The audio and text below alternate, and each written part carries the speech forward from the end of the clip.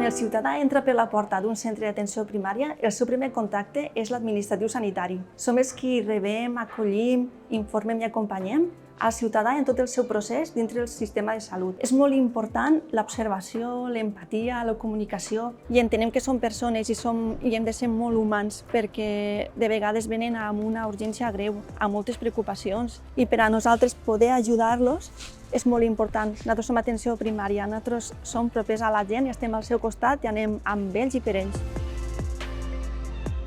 Des de la vessant comunitària no només treballem amb l'usuari, sinó que també treballem amb les famílies i amb la comunitat. Una de les nostres intervencions és en l'Escola del Cuidar, que el que intentem és millorar la qualitat de vida dels cuidadors de pacients amb demència, disminuir la sobrecàrrega sobre cuidadors i augmentar el suport social.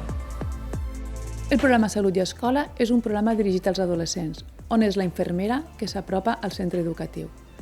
La finalitat d'aquest programa és promocionar la salut i una detecció precoç en cas que hi hagi situacions de risc. La gran avantatge d'aquest programa és que és una etapa on l'adolescent acudeix poc a les consultes. En aquest cas, com la infermera acut al centre educatiu on és el seu espai i on és segur, garantim una confidencialitat, el fet que els dona certa confiança i comoditat. Avui estem fent unes classes de reanimació cardiopulmonar i de suport vital bàsic que a l'atenció primària li donem molta importància i que les fem tots els anys. Actualment, els ciutadans també estan ensenyats cada vegada més i preparats per a fer una reanimació cardiopulmonar. I nosaltres, com a professionals sanitaris, us hem de servir de model i ho hem de saber fer. Al llarg de l'any intentem que tots els professionals de l'atenció primària hagin passat per aquesta formació. Des de la CIR Terres de l'Ebre estem aquí avui al Cap de Roquetes i aquí durant ja fa 7-8 anys que oferim sessions de ioga per a embarassades. Són un moment d'encontre, de trobada entre gestants que es troben en la mateixa situació. Aquí poden, abans de començar la sessió, compartir dubtes, sentir-se en confiança i també poder mostrar la seva part vulnerable, perquè moltes vegades falten espais per a que la dona pugui expressar les seues inquietuds. És una invitació a tornar al cos, a tornar al sentir, a tornar a la respiració, a tornar a tot aquell món interior que existeix però que moltes vegades no li fem massa cas.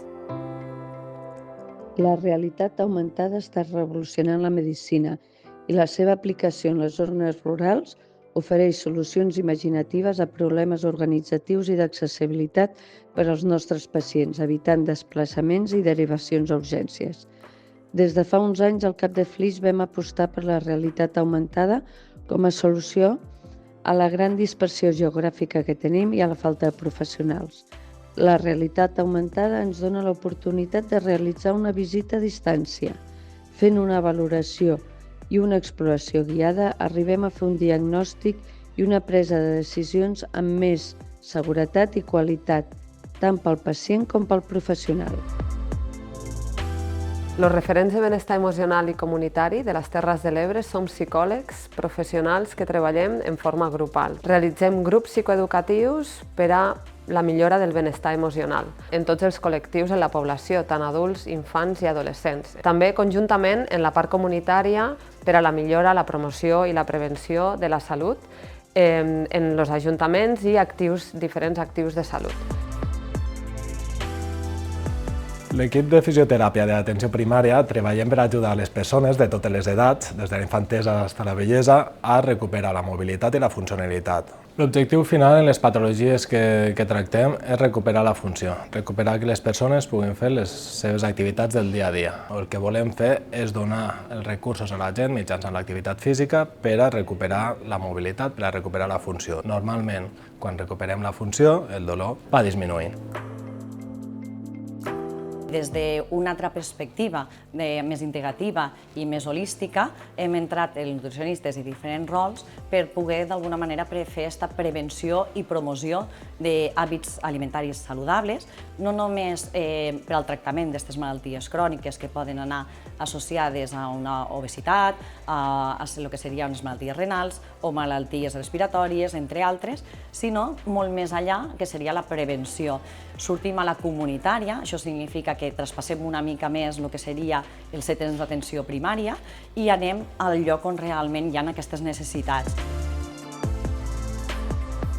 Doncs els higienistes bucodentals que estem a Terres de l'Ebre vam entrar per a donar suport al servei d'odontologia.